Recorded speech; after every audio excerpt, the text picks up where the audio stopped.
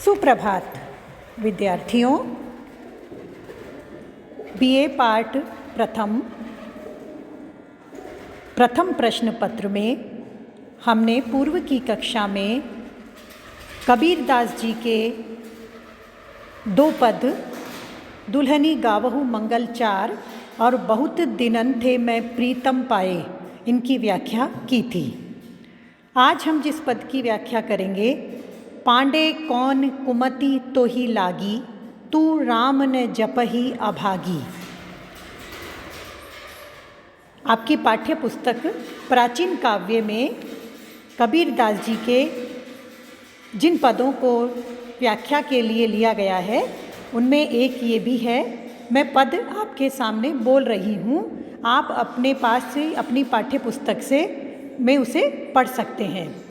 पांडे कौन कुमति तो ही लागी, तू राम न जपहि अभागी। वेद पुराण पढ़त अस पांडे, खर चंदन जैसे भारा। राम नाम तत् समझत नाही, अंति पड़े मुखी छारा। वेद पढ़ा का यहु फल पांडे, सब घटी देखें रामा। जन्म मरण थे तो तू छूटे, सुफल हूँ ही सब कामा। जीव बधत अरु धर्म कहत हो, अधर्म कहाँ है भाई। आपन तो मुनि जन वे बैठे, कासनी कहो कसाई। नारद कहे व्यास यों भाषे, सुखदेव पूछो लाजाई। कहे कबीर कुमति तब छूटे, जे रहो राम ल्यों लाई।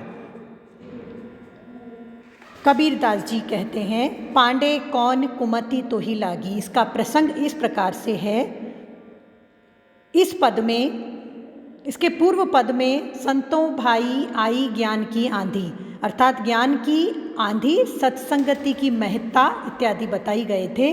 इस पद में कबीरदास जी पाखंड का खंडन करते हैं। हम सभी जानते हैं कबीरदास जी भगवान ईश्वर के भक्त तो थे ही, साथ ही बाह्याचार पाखंड का खंडन भी उन्होंने अपने अनुभवी जनित पदों के माध्यम से किया।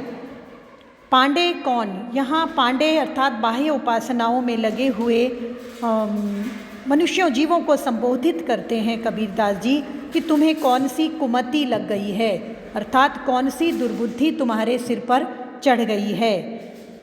और उसका परिणाम क्या हो रहा है, तू राम ने जपहि अभागी। हे तुम्हारा दुर्भाग्य देखो कि तुम राम के नाम का जाप क्यों नहीं करते हो, अर्थात बाह्याचार करते हो किंतु नाम जप में लीन नहीं हो पाते हो। वेद पुराण, तुमने चारों वेद, अष्टादश पुराण ये सभी पढ़ लिए हैं, किंतु इन सभी का पठन पाठन उसी बोझ के समान है यदि उसका सही परिणाम नाम जप के रूप में सदुपयोग न हो, परमात्मा की प्राप्ति के लिए पथ पर चलने में उसका उपयोग न हो, तो जिस प्रकार से एक खर का अर्थ होता है गधा, जिस प्रकार से गधे की पीठ पर चाहे मिट्टी का बोरा लाद दिया जाए, चाहे सुगंधित चंदन को लाद कर उसे एक स्थान से दूसरे स्थान पर चलाकर भेजा जाए, वह उससे निर्लिप्त ही रहता है। उसके लिए वह मात्र ढोने वाला वजन रहता है।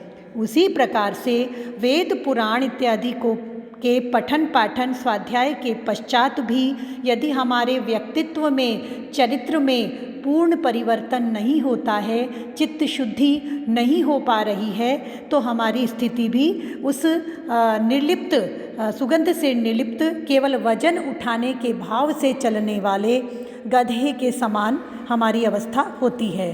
राम नाम तत् का अर्थ है तत्व अर्थात सार की बात। राम का नाम तत्व और सार की बात है, उसे यदि नहीं समझा है, समझ में वह बात नहीं आई है, अंति पड़े, अंति अर्थात मृत्यु के समय मुखी छारा, मुख में छारा यानी मिट्टी राख ही पड़ेगी, अर्थात मिट्टी ही पलित होगी। यदि हमने समस्त उपासना पद्धतियों को अपनाने के पश्चात भी किसी भी रूप में परमात्मा की प्राप्ति के मार्ग के लिए दैन्य को, समर्पण को अपना आधार नहीं बनाया। वेद पढ़ा का यह फल पांडे, हे जीव, वेद अध्ययन का यह फल है कि सब घटी उसके परिणाम स्वरूप समदृष्टि प्राप्त हो जाती है, और उस समदृष्टि के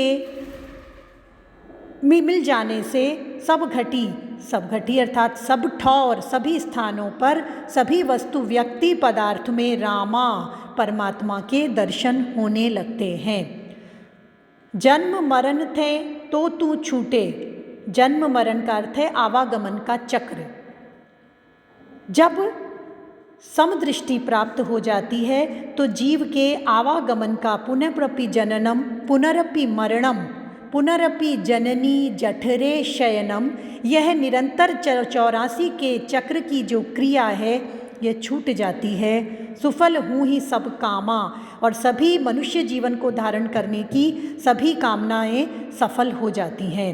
जीव बधत, अब अपने इसी पद में कबीरदास जी कह रहे हैं जीव बधत, जीव हत्या करना और उसे अरुधर्म कहत और उसे धर्म का कार्य कहना, अर्थात जीव हत्या को धर्म का कार्य कहने वाले व्यक्तियों को, जीवों को संबोधित करते हुए कबीरदास जी कहते हैं अधर्म। तो फिर अधर्म कहाँ है भाई?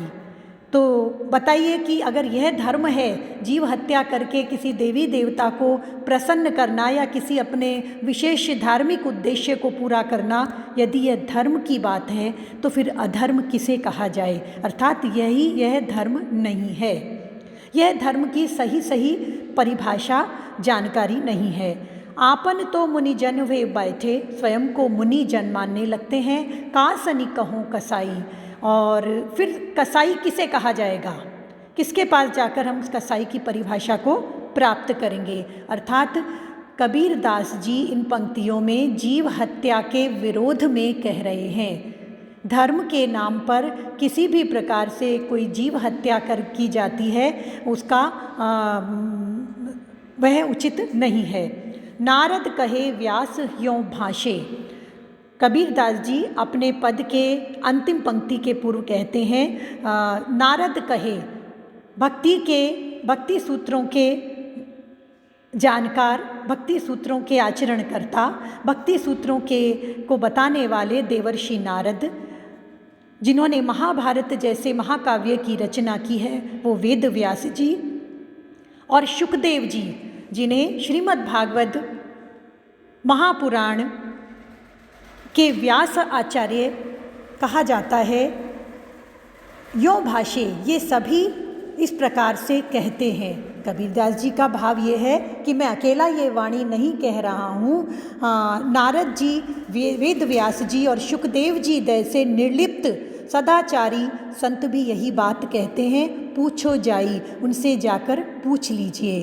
कहे कबीर कुमति तब छूटे, अपना निष्कर्ष देते हुए कबीरदास जी कहते हैं कुमति, मति अर्थात बुद्धि, कु अर्थात दुर्बुद्धि, दुर्भाग्य को जगाने वाली बुद्धि, मनुष्य जीवन को सही सन्मार्ग न दिखा पाने वाली जो कुमति है वह तभी छूटती है।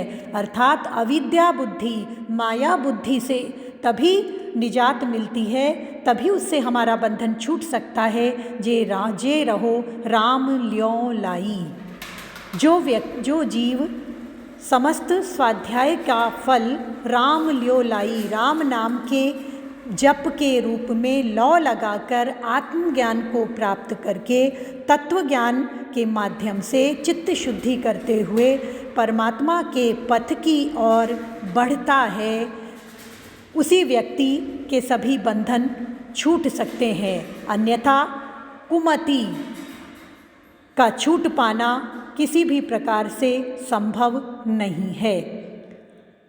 विशेष में, इस पद के विशेष में हम यह कह सकते हैं कि यहाँ कुमति की जो बात कही गई है, इसी कुमति से ही भाव साम्य रखने वाली एक पंक्ति गोस्वामी तुलसीदास जी भी कहते हैं, कुमति सुमति सबके उर रही। अर्थात सुमति और कुमति सबके उर, सबके हृदय में जीव भाव से ही वर्तमान रहती हैं, विद्यमान रहती हैं। सुमति कुमति सबके उर रही, नाथ पुराण निगम अस कहेहीं। अर्थात हमारे जो पौराणिक साहित्य है वह इस बात की पुष्टि करते हैं कि कुमति और सुमति मनुष्य मात्र के, जीव मात्र के हृदय में उसके कर्म, संचित क्रियमाण और प्रारब्ध कर्मों के परिणाम स्वरूप स्वयं सिद्ध ही निवास करती हैं। यदि हमें सुमति मार्ग की ओर जाना है, विद्या के मार्ग को पकड़ना है, तो समस्त स्वाध्याय के माध्यम से हमें उसके फल के रूप में अपने चित्त को एकाग्र और शुद्ध करने के लिए समर्पण और दीनता की ओर उन्मुख करने के लिए राम नाम अर्थात परमात्मा के नाम की लगन, परमात्मा के नाम के जाप की ओर एकाग्र होकर बढ़ना ही होगा। इस प्रकार हम देखते हैं कि इस पद में नाम जप की महत्ता जो संत साहित्य की एक प्रमुख विशेषता है, भले ही वे निर्गुण मार्गी संत हों अथवा सगुण मार्गी संत हों, भक्त हों, सभी ने भगवान के, ईश्वर के, परमात्मा के नाम जप की लगन लगाने की बात का एक भाव से समर्थन किया है। धन्यवाद।